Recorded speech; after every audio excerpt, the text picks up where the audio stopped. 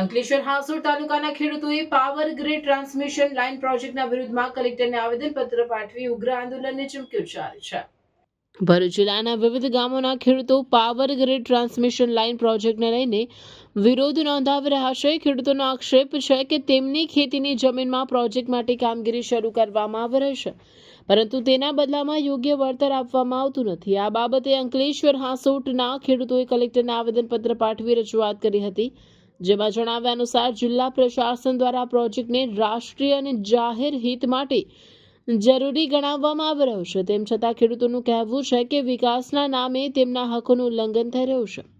તેઓ સ્પષ્ટપણે કહે છે કે તેઓ વિકાસના વિરોધી નથી, પરંતુ યોગ્ય અને ન્યાયપૂર્ણ વળતર વિના જમીન આપવી સ્વીકાર્ય નથી. ખેડૂતો દ્વારા કોમર્શિયલ જંત્રી મુજબ સંપૂર્ણ વળતર આપવા, માર્કેટ રેટ કમિટીની રચના કરવા અને તેમાં ખેડૂત પ્રતિનિધિઓને સામેલ કરવા સહિતની માંગણીઓ રજૂ કરવામાં આવે છે. ઉપરાંત કંપનીએ સીધી જવાબદારી સ્વીકારીને વળતર ચૂકવવું અને બળજબરીથી જમીનમાં પ્રવેશ બંધ કરવો જોઈએ તેવી માંગ પણ ઉઠાવવામાં આવે છે. અંકલેશ્વર અને ભરૂચ જિલ્લાના બીજા ગામડાઓમાંથી પાવર ગ્રીડ કોર્પોરેશનની વિવિધ પ્રકારની લાઈનો જાય છે. એ લાઈનોની અંદર જે કાર્યવાહી કરવામાં આવે છે તે 10-1ની કાર્યવાહી મુજબ વળતર ચૂકવવાની જોગવાઈ છે. વળતર સેન્ટ્રલ ગવર્મેન્ટના જીઆર મુજબ એને વંચાણે લેવાની ને પછી રાજ્ય કક્ષાએ મહેસૂલ ડિપાર્ટમેન્ટે એને બહાલી આપવાની હોય છે. એ બહાલીમાં પણ ઘણી બધી વિસંગતતાઓ છે. હાલમાં પાવર ગ્રીડ કોર્પોરેશન 2010-11ની જંત્રી મુજબ વળતર આપી રહી છે, પણ 1885 ટેલિગ્રાફ એક્ટની અંદર એ જોગવાઈ છે કે 62E મુજબ એને ખેડૂતો ધારે તો એમને દર વર્ષે વળતર ચૂકવવાનું હોય છે. અને કંપની હાલમાં અને કલેક્ટર કચેરી સાહેબની કોર્ટની અંદર એ લોકો વન ટાઈમ પેમેન્ટની ભલામણ કરે છે. અને જ્યાં સુધી આ નિવેડો નહીં આવે ત્યાં સુધી કલેક્ટર સાહેબની કોર્ટનો પણ ચુકાદો આપવો એ કાયદાની અને સંવિધાનની વિરુદ્ધની પ્રક્રિયા છે. અને કોઈ કારણસર ચુકાદો આવી જાય કે તરત જ power grid corporation police protection લાવીને કામગીરી કરે છે. ખેડૂતો અટકાવવા જાય તો એમને ત્યાં ખેતરમાં પ્રવેશવા માટે પ્રતિબંધ મૂકી દેવામાં આવે છે.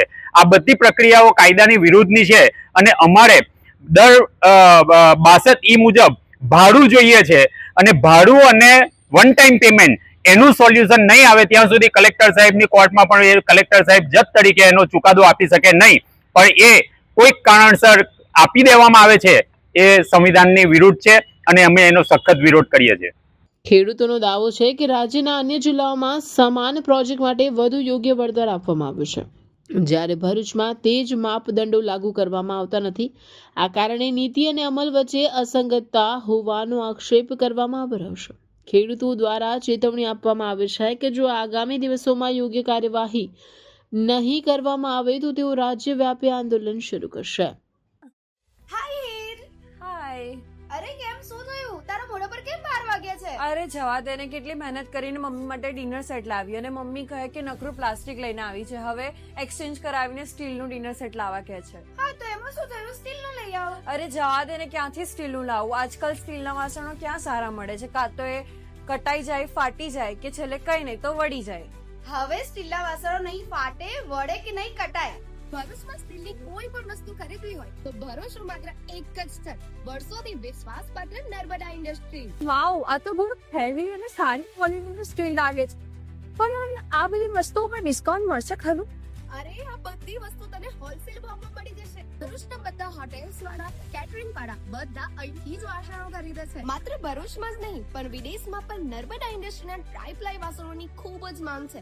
એટલે જ વિદેશમાં રહેતા લોકો વાસણો ખરીદવા માટે નર્મદા ઇન્ડસ્ટ્રીને જ પસંદ કરે છે. તો અમે તમારી શોપિંગ કરી લીધી છે. તમે ક્યારે આવી રહ્યા છો? Narmada industry phase 1 JITC near Narmada Nagar, Bharuch. For more information call on the given number.